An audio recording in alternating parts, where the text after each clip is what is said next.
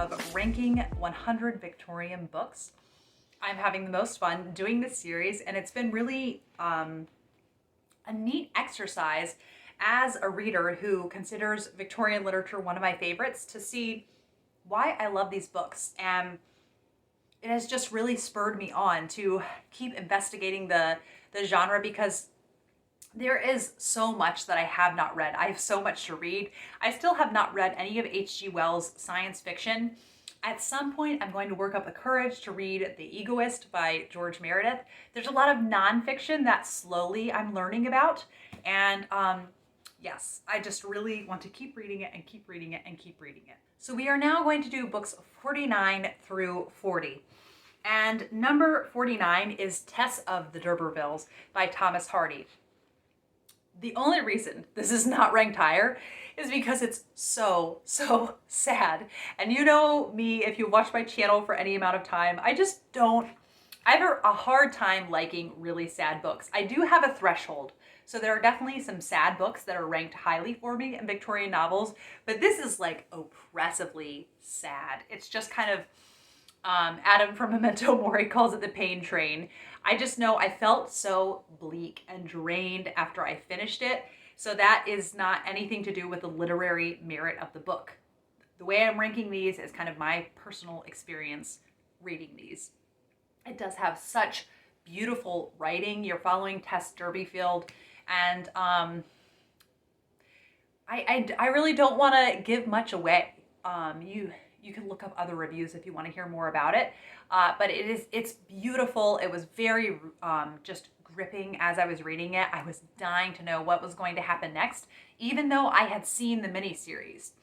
And it is, Hardy really has a lot of soapboxes. And so you can tell he's really fed up with some of the conventions of the day. And he lets you know with, what he will not put up with. And yes, so very, it's such an iconic Victorian novel. I don't think I'm going to ever revisit it. It broke my heart and shattered it into a million pieces. And I am a sensitive, tender-hearted soul, and it took me a long time to recover from Tess. Not as long as it took me from Jude the Obscure, but let's not get into that, shall we? Okay. The next book on the list, and not nearly as sad, and that is Silas, Marner by George Eliot. So this is the lowest ranked out of George Eliot's books. I did like some things about this book. It had a very charming fairy tale feel to it, but my hang up with it is that it took me about half the book to really get into it, and it is only, let's see here,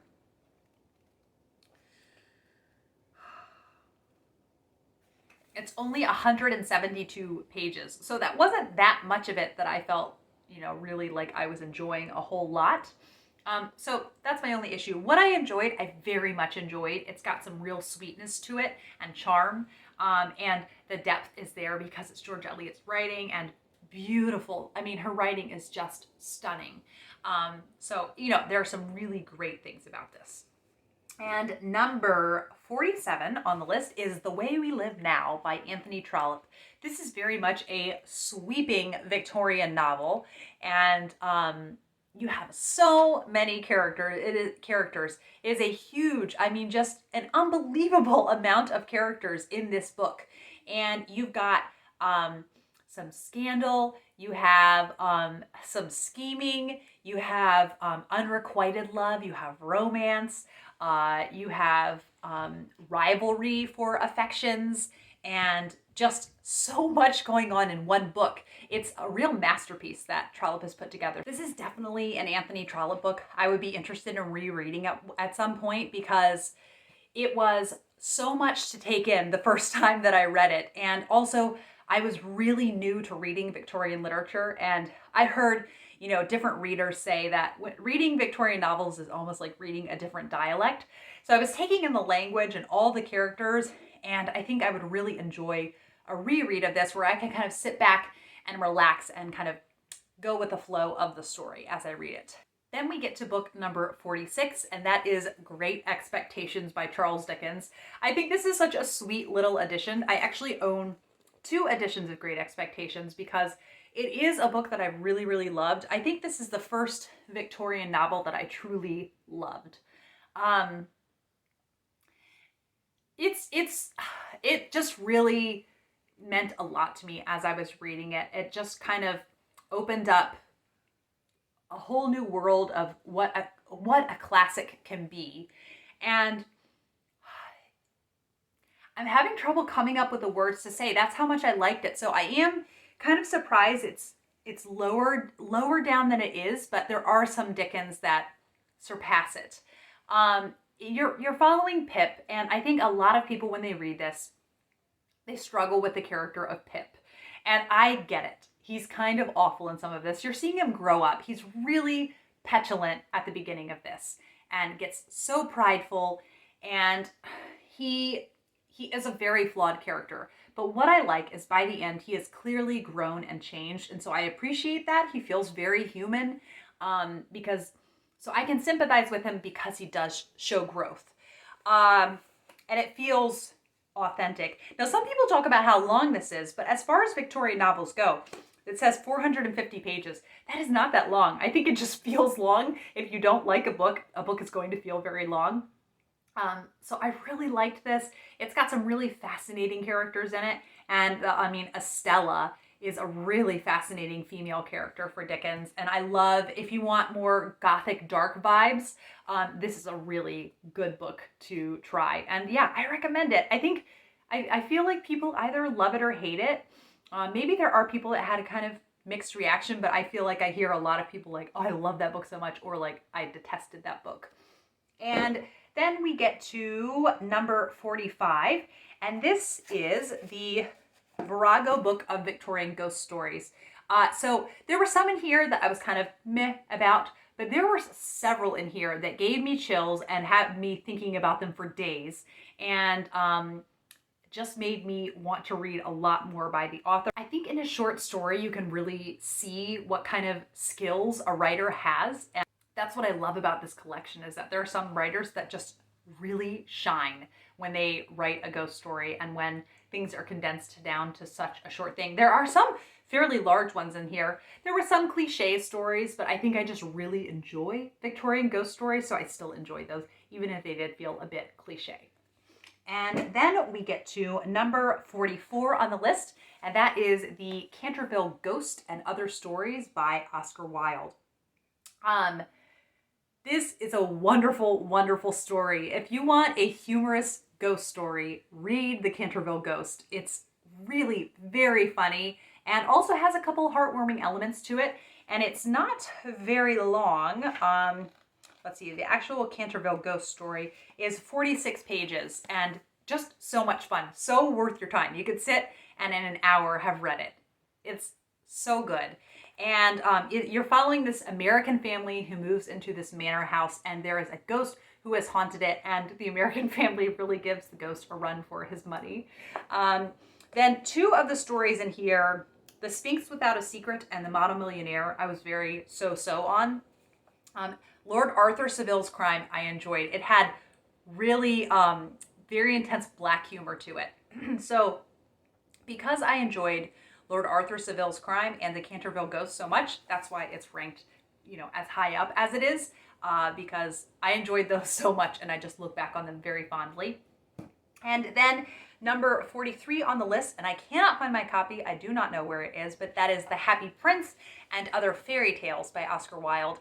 His writing is so beautiful in this, and there were two stories in this that made me cry with the allegorical elements to them.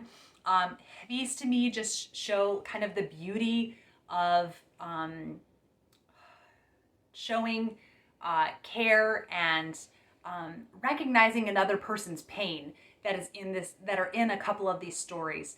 Very beautiful stories, but also a lot of charm to them. And I think you could read it to maybe a second or a third grader and they would get some enjoyment out of it. And then I got enjoyment out of it as an adult.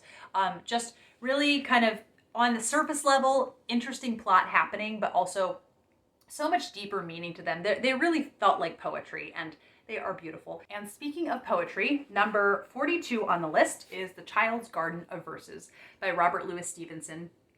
I was incredibly charmed by this. I think that I would have loved, if I was a kid and I had like, you know, Uncle Robert, I would have loved to go visit him and he could read these poems to me. And also, I think part of the charm is that these illustrations on here, oh, flipped it back. These illustrations are just so sweet. Look at the girl at the seaside, which that does not look very Victorian, but that is okay. And then this little boy sailing a boat.